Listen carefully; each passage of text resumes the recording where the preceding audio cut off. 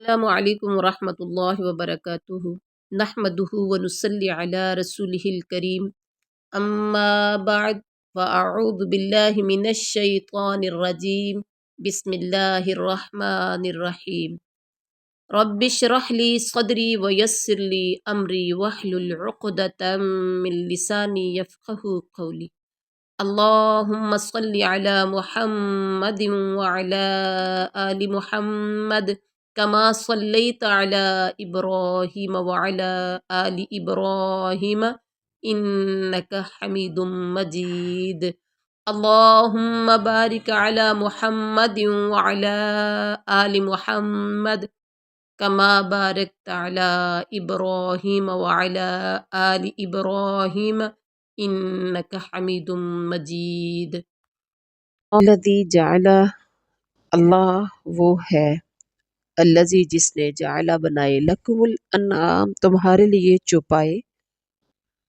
لترکبوا تاکہ تم سواری کرو منہا اس میں سے یعنی ان میں سے بعض پر ومنہا اور ان میں سے بعض کو تاکلون تم کھاتے ہو۔ اللہ وہ ہے جس نے تمہارے لیے چوپائے پیدا کیے جن میں سے بعض پر تم سوار ہوتے ہو اور بعض کو تم کھاتے ہو۔ یقیناً اللہ ہی کی ذات ہے جس نے اپنی انگنت نعمتوں میں سے بعض نعمتوں کا تذکرہ فرمایا۔ چوپائے، اس آیت کریمہ میں چوپایوں کا تذکرہ کیا، یعنی اونٹ، گائے، بکری، بھیڑ، یہ نر مادہ مل کر 8 جوڑے ہیں جو سورۃ الانعام میں ہم نے پڑھے۔ تو یہ سب کیا ہیں؟ انسان کے فائدے کے لیے ہیں۔ اور پھر فرمایا وَلَکُمْ اور تمہارے لیے فیہا ان میں منافع بہت فوائد ہیں، وَلِتَبْلُغُوا اور تاکہ تم سب پہنچو علیہا ان پر سوار ہو کر حاجتاً فی صدورکم اپنی حاجت کو جو تمہارے سینوں میں ہے، وعلیہا اور ان پر وعلی الفلک اور کشتیوں پر تحملون تم سب سوار کیے جاتے ہو۔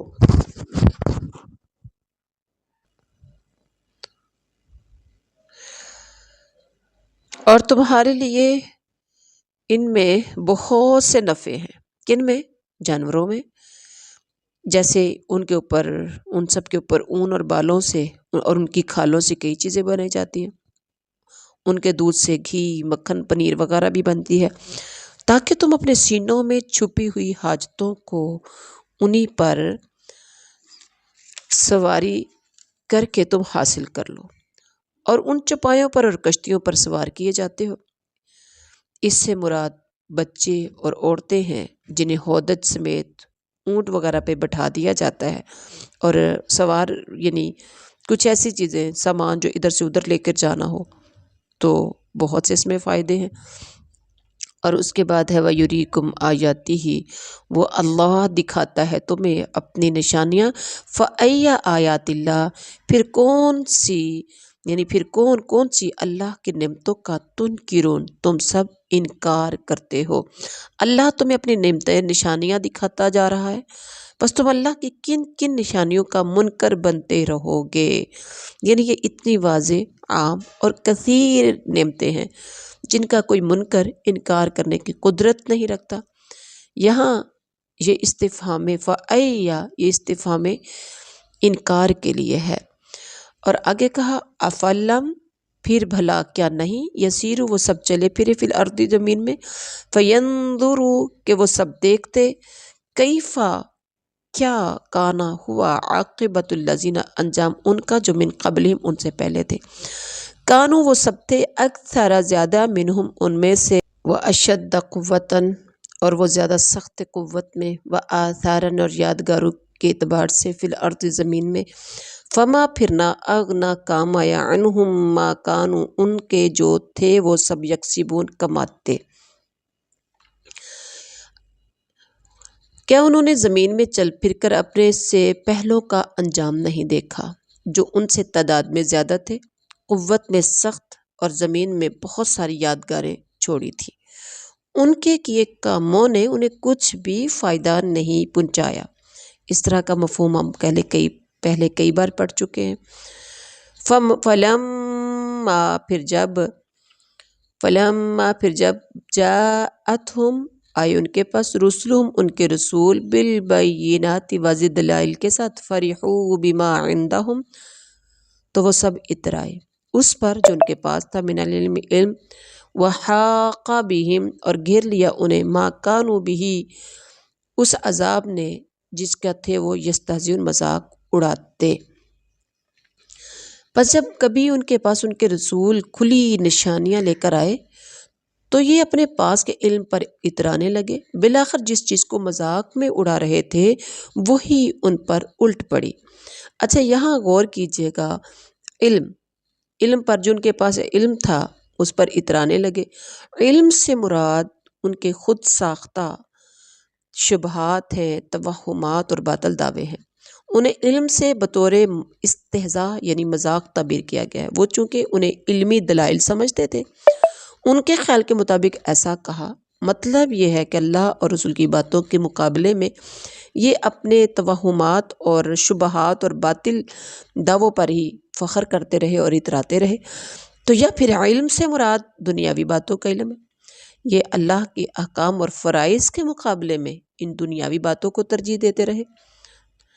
فَلَمَّا رَأَوْا پھر جب انہوں نے دیکھا بأسنا ہمارا عذاب، قالوا وہ سب کہنے لگے آمنا ہم ایمان لائے، باللہ اللہ پر، وحدہ اس کی یکتائی ہے، وکفرنا اور ہم نے کفر کیا بما ان کا جنہیں تھے وہ مشرکین ان سب نے جن کا وہ تھے شریک ٹھہرایا کرتے۔